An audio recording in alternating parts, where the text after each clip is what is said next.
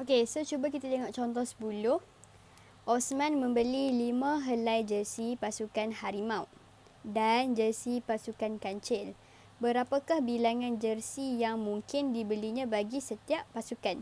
Okey, so dekat sini Osman ni dia beli 5 helai jersey pasukan Harimau, okey, pasukan Harimau dan jersey pasukan Kancil. Okey, so dekat sini variable dia ataupun pemboleh ubah dia kita ada pasukan Harimau dan pasukan Kancil. Okey, so let ataupun katakan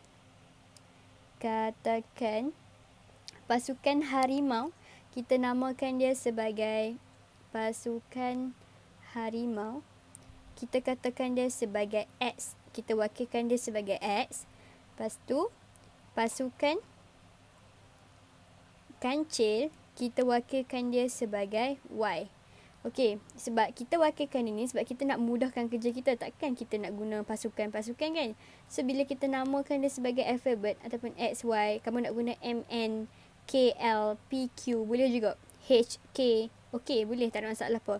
So, kita boleh guna katakanlah pasukan Harimau adalah X, pasukan Kancil adalah Y. So, kita wakilkan perkataan ni dengan satu simbol sahaja dalam maths kan, nak mudahkan kerja kita. Okey, so dekat sini Osman membeli 5 helai jersey.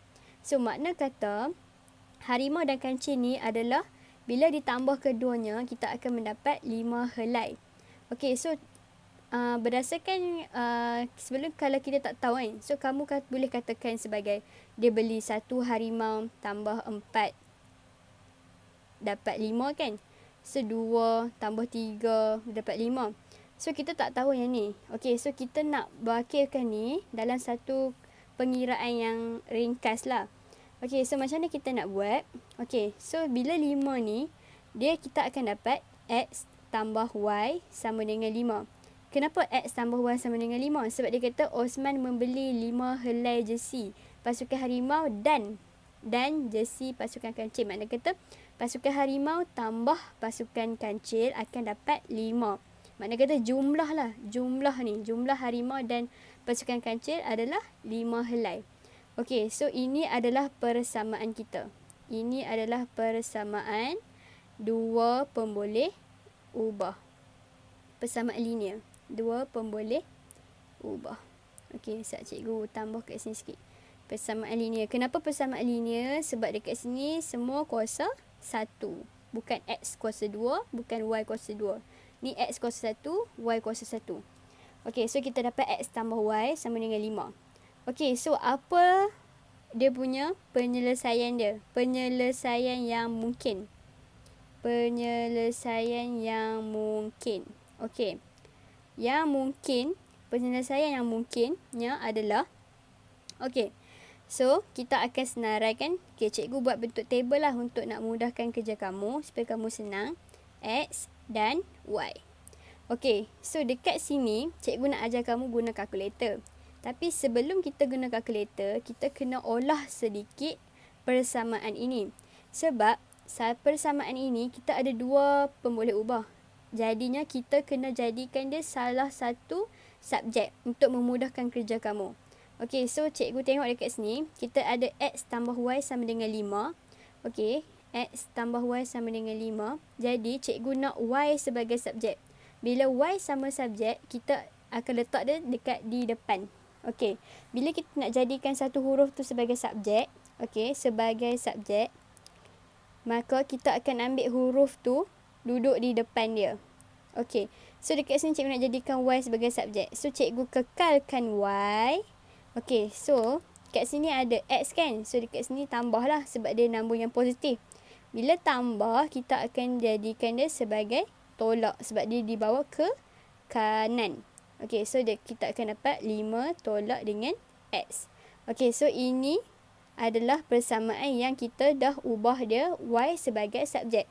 Sebab memudahkan kerja kita untuk nak bawa masuk dalam kalkulator nanti. Okey, so kamu ambil kalkulator. Okey, kamu tekan 5. Kamu tekan tolak sebab 5 tolak. Okey, macam mana kita nak timbulkan huruf X ni? Kamu tekan alpha. Ni kat sini. Simbol alpha sebelah shift. Sini shift, sini alpha. So, tekan alpha.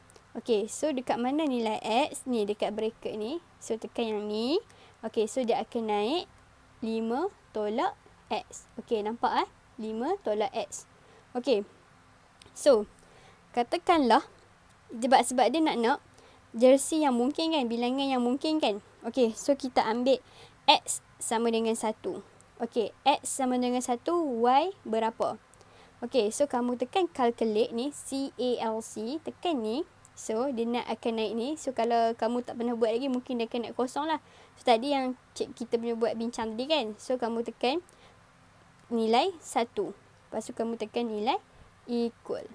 Okey, so 5. So, bila X sama dengan 1, Y akan jadi 4.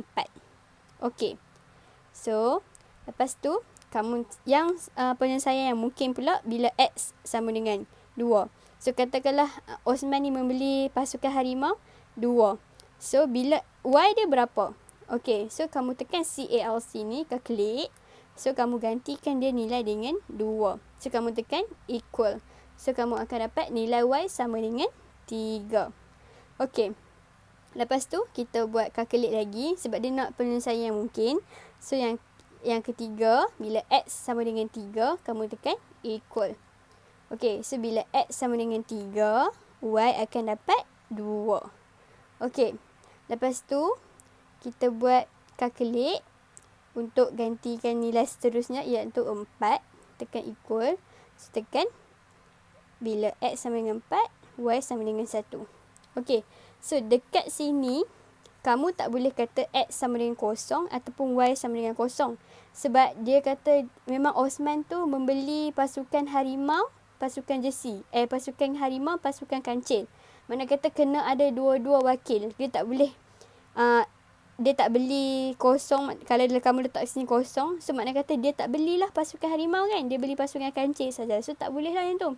So ini adalah penyelesaian yang mungkin bagi Osman membeli 5 helai baju. Okey. So itu cara yang ringkas untuk kita guna kalkulator. So cikgu harap kamu semua boleh faham. Okay, thank you.